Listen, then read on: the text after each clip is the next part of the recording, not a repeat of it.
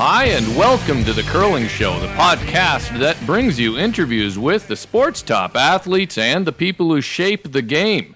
Still brought to you by Fit to Curl, a sport-specific guide to training for the world's greatest game by Olympic gold medalist and Team Martin third John Morris. With me, Dean Gemmell, the guy without an Olympic medal of any kind. To get your copy of Fit to Curl, visit fittocurl.com or ask for it at your favorite curling pro shop. The former coach of Team Glenn Howard and still a vice president at BalancePlus, Scott Taylor, welcome to the Curling Show. Hi, Dean. Thanks for calling.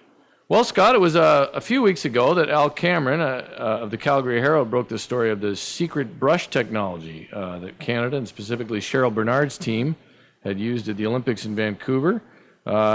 I'm going to ask you, I sort of know the story from Al's story, but it seems like it was developed in Canada. Your company's bought the technology, the idea, the material. I'll let you explain it, but you're going to apparently start to offer brush heads with it. Tell me what I got wrong with that explanation. No, you're pretty close. We licensed patented technology, came through the a group called World Discoveries. They're the technology commercialization group at the University of Western Ontario. And the license that they gave to us was to manufacture and sell brush heads. And it's a patented technology developed by a research group from the engineering faculty at Western. So what exactly is the technology? Is it is it not to be revealed, or what is it? No, I'll give you just sort of a quick explanation of it. In the past, friction has been required to produce heat while sweeping, and it's the heat during the sweeping motion that gets the rocks to do extra things, whether it's keep them straighter on a hit or go further on a draw. As we all learned a long time ago, heat rises. The new technology insulates the cloth next to the ice to keep the heat where we need it, near the ice surface. So heat doesn't escape out of the top of the brush head, I guess, is what it's Yeah, doing. so it's to try to control it, keep it where we want it. So a couple of benefits out of that. It'll enable the world's top curlers to use less abrasive cloth to reduce the damage that they cause to the ice while they're trying to make the rocks go further, so they'll have better ice for later in the game.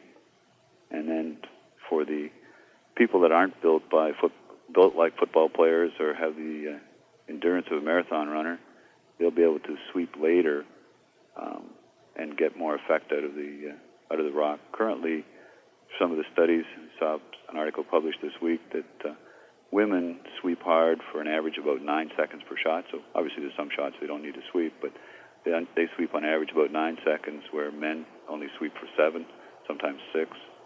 So the men, because they're usually physically stronger, they can wait longer. So the women now will be able to do that because the brush heads are going to help them out.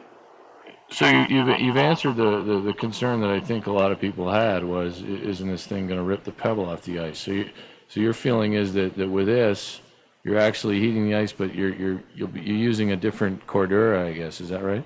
Yeah, the cloth material can be different, and actually probably what we'll end up using is the same type of cloth that Team Howard's been using probably for 5 years now. And they use a specific, less abrasive one? Yes. Is that one reason they've never been a team I've noticed that breaks out a hairbrush very often, unlike other teams? Is that part of the reason? Or is that just personal with them? It's a little bit personal preference. They do use hair at times. It's in the bag when they feel they need it, but they haven't had to use it very much.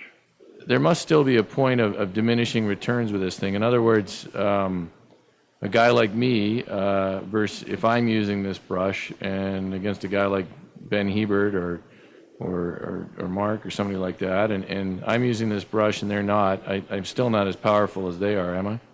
No, that's correct. One of the things they did find through some of the studies, I mean, there is a point where you just can't make the rock go any further, even if you are, Ben Hebert's, Mark Kennedy's, Lang and Sal. I mean, if it's thrown with a certain amount of weight, you can only take it so much further. One of the questions that people have been asking us is, how much further will this allow me to take the rock? And my answer pretty well is, well, how much past the button do you want to go? At some point, it isn't a matter of always being able to take it further. The person throwing the rock does have to get it generally into the area that it needs to go. Some of the numbers we've been given, and obviously because this was a secret leading up to the Olympics. So the sample size is not huge.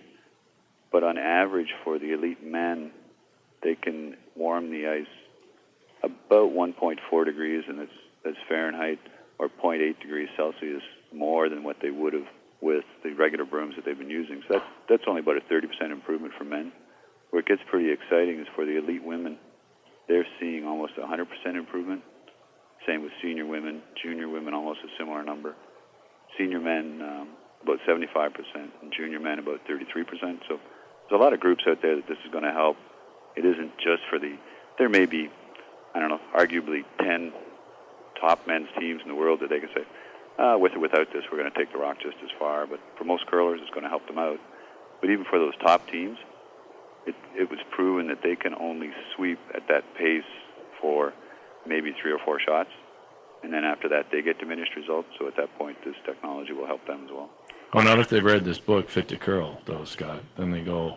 Now they can go. They just go like crazy the whole They can go 8 shots, right? Yeah. Instead of 6. Yeah, and I've seen those Russian women as well, too. They know how to move the rock a little further after, at some point. But, golf, I often make comparisons to golf on this podcast, but there's a sport that invests a lot in setting technology standards. And this might be the first time in my mind when I've sort of come across something, and now that you've explained it a little more, it makes more sense to me. But do you think there's a time, and I don't even know who would do it, I guess maybe the World Curling Federation or someone, to set some standards for what you can and can't use? I hope that's the case, actually, because having been involved with some pretty competitive events, it can be a contentious issue whether or not you think another team's damaging the ice. So if some equipment standards are put in place, that might be good for the sport at the top events. And I actually did a little bit of inquiring about that. There's nothing yet, nothing on the horizon that anyone's talking about that may happen, but I think it would be a good thing for the sport. Yeah, I think it's something that has to be looked at. The other thing is in terms of what you throw with. I mean, there's really nothing in the rules that I guess it would prevent me even from strapping something across my shoulder with a couple of pontoons that lines me up with a laser or something, right? So. Well, there are a few things out there. There are equipment sizings, and they do have limits to electronic capacities. Howard Boyce a few years ago couldn't use the walkie-talkies. So. Right, and the rumor, the story is, it's not really a rumor. I think it's pretty clear that the World Curling Federation is talking about banning the use of stopwatches in the game. Your years with Team Glenn Howard, I'm sure you'd be in favor of that, actually. We don't really care. We think that stopwatches cause some teams more problems than they're worth. We think they're a great learning tool. Right. But at the elite level, it comes down to skill probably exceeds stopwatches. Do you think the reason, and I don't mean this to sound sexist, but it probably will, but the women have always relied on the watches, right? I mean, they're always counting out the times, and they're yelling out times as soon as it's released. And then you explain that they actually sweep longer each time because they don't have that margin of error. So I guess maybe that's part of the reason they are that reliant. Yeah, that would have something to do with it. I mean, in the past, and it's changed recently, but women just didn't typically spend as much time curling, and it takes quite a bit of time on the ice to get to be good at knowing when to sweep and how hard to sweep. It just it takes a lot of time. So if you can't spend that much time on the ice surface, a stopwatch is going to help you out for sure. Of course, the two best teams in the world, I think Team Martin and Team Howard, both front ends are great sweepers, and they both are able to judge the weight really well. And what do you think they do that besides just, I don't know, natural talent? What else is at work there? What are some of the things they do? Well, obviously it's talent. I mean, and it helps that the people throwing the rock get it pretty close for them. Yeah, it helps when Glenn Howard's throwing it or Kevin Martin. Yeah, so that gives you a leap forward. I think a lot of people could sweep more efficiently for those two guys than they maybe do on their current team. But some skills involved and just experience of playing on different ice surfaces. And to be honest, I guess a lot of the times when we see them playing, they're playing on really good ice surfaces. They might find it a little more challenging than some of the other ice surfaces that regular curlers get to play on. That is true. They have some. They do play on some pretty sweet ice, but I don't think that explains it all. But the ice is pretty terrific at top events now. Till this season, we've talked a little bit about it already, but you also coach Team Glenn Howard. Being the curling coach, a curling coach is different than other sports because the role seems to vary so much from team to team. We sort of know what we get with a baseball manager. We know what they're hired to do, but a curling coach, not so much. With that group, Team Glenn Howard, what did you do with them? A lot of what I did with them was more behind the scenes stuff. I mean, there isn't a whole lot you need to run out on the ice to tell Glenn Howard about strategy. He's played the game for a long time, and as well as his teammates. I mean, they all know strategy.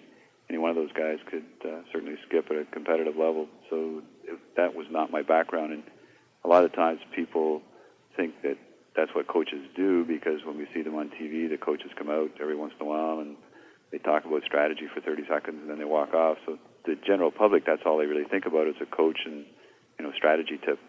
Unfortunately, sometimes the coaches come out and strategy tip wasn't the best, so they also have a negative thought about what coaching's all about. But, there's so many things going on behind the scenes, whether it's fitness, sports psych, just energy management, and then in actual managing at the big events. There's a lot of things going on behind the scenes, meeting with officials and organizers and just making sure everything's in place so that these guys can just think about curling as opposed to some of the other logistical stuff that goes on. You bring up a great point. I mean, the World Curling Federation has essentially taken away timeouts, but I don't quite agree with that. I would have liked to have seen them take away coaches' visits, which you're still allowed one, but with no timeout. I don't know what your thoughts are on that rule, but, Pat Simmons was on this show a while back, and he actually noted that one of the most entertaining things is when the coach comes out and bungles it, right? I mean, when you're watching on television. I don't even think you went out all the time with Team Glenn Howard, did you? I think in the 6 years I was involved with them, I think I did go out once. Right. I'm trying to think. I mean, I'm actually in favor of not allowing coaches out, but Pat did bring up a point that it makes for entertaining television when the coach comes out and leaves and nobody knows what they're supposed to do. So we'll miss that, I mean, I don't know. I smiled about that a few times. Yeah, I mean, or the coach that goes out and you sort of realize they wish they hadn't been called out because they really don't know what to do. Anyways, how about the equipment business? You've been in it for a number of years, of course, with BalancePlus and Curling Depot, I guess. A lot of new curlers down here in the United States. There's a lot more curlers everywhere, I think, including Canada gets a bump after the Olympic year. Are you seeing a little uptick in demand for equipment? Yes, we are this year, and we have after progressively each of the last Olympic Games where curling's been involved, so that's something we always look forward to for a couple of reasons. One, obviously, it's good for business, but it's good for the game in general. We need more curlers. There certainly aren't an overabundance of them in the world, so it'd be good to get more curlers out there. Let's talk about curlers and equipment for a moment, though. Not the new curlers, but the old curlers. Blake McDonald just got rid of a pair of your shoes that he had for 15 years, he said. He's not alone among curlers who use equipment that is well beyond vintage, I guess. Do you see any sign that mentality, the one that says the brush I bought 20 years ago still works, so why get a new one? Do you see any sign that mentality is starting to change? Interesting you say that. I talked to Blake this week, and apparently he did use the new shoes that we got to him this year. So he used them in the event to win on the weekend, so he's probably transferred his superstition to these new shoes, and maybe he'll use them for a while. We get another 15 years out of them. I hope not. That's not good for business. But actually, it's interesting. What we find with new curlers, if they come to us from the golf course on the way to the curling club before they start to curl, they look for the best equipment they can get because they know that helps them in golf. If, on the other hand, they drop by the curling club first and talk to some existing curling members, they come by to see if they can borrow some tape to put on the bottom of their shoe because curlers in general are too frugal, and so many have been around for so long that they haven't figured out that technology can actually help them. So we sort of shoot ourselves in the foot when we bring new people into the game and we give them some old equipment. It makes the game difficult for them instead of making it easy for them, and a lot of them go home. That's how our company got started. Lino Delivery, who came up with the patent for our BalancePlus slider, he went out and fortunately he's kind of a stubborn guy and wasn't satisfied with the equipment that he had and went and made his own. And that's where our company came from, making equipment that was good for new curlers, and he did such a good job on it that the experienced curlers embraced it. So we really think that technology can help curlers. Obviously, equipment can't make shots for you, but it can help you make shots. I mean, the golf analogy is certainly apt, and it's one advantage I think golf has is you pull a new driver out, and if you do manage to hit it once and it goes farther, it's immediate, right? Whereas a new pair of curling shoes, the first time a new curler might try them, they might even fall down, and they might have to learn to handle it. But I always stress to new curlers what a difference it can make. It's and that's a great point, that we have to get new curlers and good equipment to like the game. I mean, it really makes the game a lot more enjoyable when you have a decent pair of shoes and a carbon fiber brush. Well, I heard Earl Morris say on the weekend we were at the Team Hard Fantasy Camp, and he said that the two things he likes to see when we're teaching new curlers is balance and momentum. And if you can give those two things to curlers, they can learn to make a lot of shots. But if they don't have those, the game's pretty tough. Well, and also have more fun, right? I mean, even if you see new curlers missing shots but sliding a long way, they generally enjoy it. So. Well, true, and I mean, it's just easier to make shots if you can get there. If you can't get to the tee line because your equipment's holding you back, or to the top 12, it's so much harder to throw. Maybe we should have a game between Team Howard and Team Martin where they play with duct tape on their shoes, and we'll see what a difference it makes. Unfortunately, those guys would still make a lot of shots. Yeah, actually, that's the sad thing, right? They don't. It doesn't really matter for them. They could play with the shoes my dad wore in the '70s or something and probably be fine. So that's the point, though. For the rest of us, we better have decent equipment. Yeah, it helps. It's funny you mentioned about your dad. We had a lady at the camp on the weekend, and she was wearing the shoes that her mother wore to win the provincial championship in '88, I think it was. So. We're not too good at getting the old equipment into the cupboard and getting new equipment on these people's feet, I guess. At least you didn't have a pair of Bowers, anyways. '88, they were past the Bowers, but still '88. These were Bowers. Oh, they were Bowers. Yeah, Bowers. Right? The last Bowers. Shoes. Yeah. Should tell them she might do better just selling them on eBay and using the proceeds towards a new pair. Yeah, that's a good idea. Hey, you're also involved in camps, as you mentioned, and with curlers at the club level. Talk to me a little bit about what you see. We've talked a little bit about equipment and new curlers. Talk to me a little bit about what you see successful clubs doing to get adults, not juniors, because I think, the real heart of the matter for a healthy club is members 25 to 40 or so. What do you see them doing about getting people to learn the game and get them hooked on the sport? It varies from club to club. I'm still involved. Actually, the beginners clinic for our club is next week, and I've been involved with that probably for 25 years now. So we introduce them to curling and try to get them going in the right direction as far as how to play the game. And as you say, the trick is to keep them in there. We've when we're at golf on the weekend, their Learn to Curl program's working pretty well. I talked to my sister and Lindsay, and they've switched from just an entry-level clinic to a Learn to Curl program where they actually enroll the people for, I can't remember, she said 4 or 6 weeks, and get them involved in sort of league play right away, and then let them make a decision as opposed to the shorter clinic version where they have to make a decision whether to stay or not. Yeah, the best thing we did down here at our club last year was we had, we've done not to pat my membership chairman on the back too much here, but one of the things we've done that worked was we had during the Olympics, people could join up for, got to learn to curl if they want to join the club, and got a spring league, got some games in. We had 3 or 4 games, and all those people are back curling this year, so. I think you're right. I think people want to play. They want to play too. I think we can sometimes kill people with instruction. You got to get them enough to get going, but then you got to get them playing. Yeah, exactly. We do. I think when we do corporate outings, we just try to get them playing. We're not going to get them to curl great in that time. So, anyways, it's interesting times for curling. I think we have a lot of things moving in the right direction. I think we battle the. That's a problem, I think, too, in Ontario. It's out in the West, too, but small towns are struggling, so curling clubs in small towns, I think, suffer as a result. Yeah, I think one of the things, and we talked about this a little bit last weekend as well, is for people wanting to come out and play, we need to make it, for at least part, somewhat like golf, where you can go and you can get 3 buddies and go and play 9 holes like you would in golf. So if you can just hook up, go and play, get your guys out, maybe even take 2 teams and I think they call them jitneys here. I'm not sure what they call them at other clubs, but just go in and play and not have to commit to a league and commit to a club membership and whatever. If we could, have one part of our time, whether it's for a month of the year, a certain time every week, where outsiders could come in and get introduced to the game, as opposed to having to sign up for the whole time. And as you say, quick lesson, get out there and play the game. Interesting idea, a jitney. I haven't heard that expression before, so. I'll throw that in.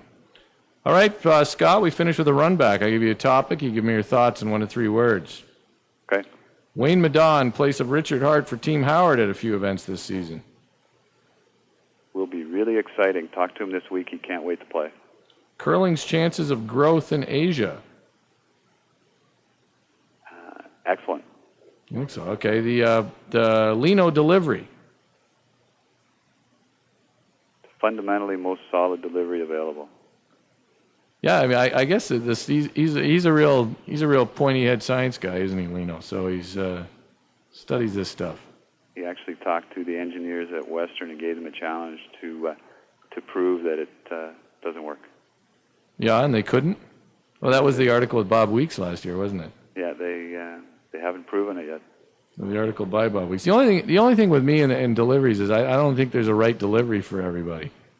I couldn't agree with you more. Yeah, I mean, you look at Richard Hart, right? I mean, who's going to throw like that? More people should. Oh, I know. Well, if you're Richard Hart, right? Yeah, I mean, if I could make shots like Richard Hart, I would. But I've tried to emulate it in my club, and it didn't work that well. No? I mean, well, I was throwing left-handed, too, so that didn't help. So. Ed Wernick. Ed Wernick was one of the best promoters of our company. I have nothing but good things to say about Eddie Wernick. Well, you know, you sit with Ed, it's just it's a pleasure to sit and spend 10 minutes talking to Ed. And anybody who has a chance to do it, I recommend it, because you'll learn more in 10 minutes about curling than you will with years with anybody else. I had the good fortune to coach his son Ryan for a few years, and that certainly helped to increase my knowledge of curling. Team Jennifer Jones versus Team Overton Clapham. Might happen this weekend. Oh, this weekend? We're just talking about that. I hope we see that at the Tournament of Hearts this year. Oh, that would be interesting too. If Kathy gets out of Manitoba and they're back as Team Canada. Well, they're on the same side of the draw in Calgary, so we'll see what happens. That'll be interesting. I'll probably post this interview next week, so it'll be after that. But nonetheless, the men's playdowns format in Ontario. Currently, it's improved. They have buys back now that we didn't have before, and we'd like to see more of those. Yeah, more pre-qualifying, right? I mean, or more ways in, I guess, would be something I think that Ontario needs to look at. But your usual selection when you stop by the beer store Glenn Howard runs? Coors Light. Coors Light. Boy, oh boy, you Canadians, drinking the most boring beer out there. I got to get you down here to try some good American beer, craft beer. Brad Jacobs, young team out of Sault Ste. Marie.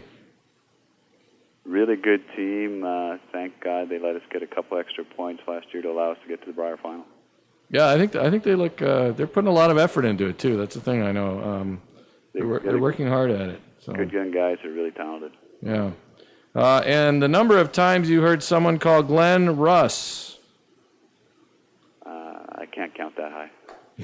You know, I actually heard a new one recently. I heard someone refer to him as Glenn Harris.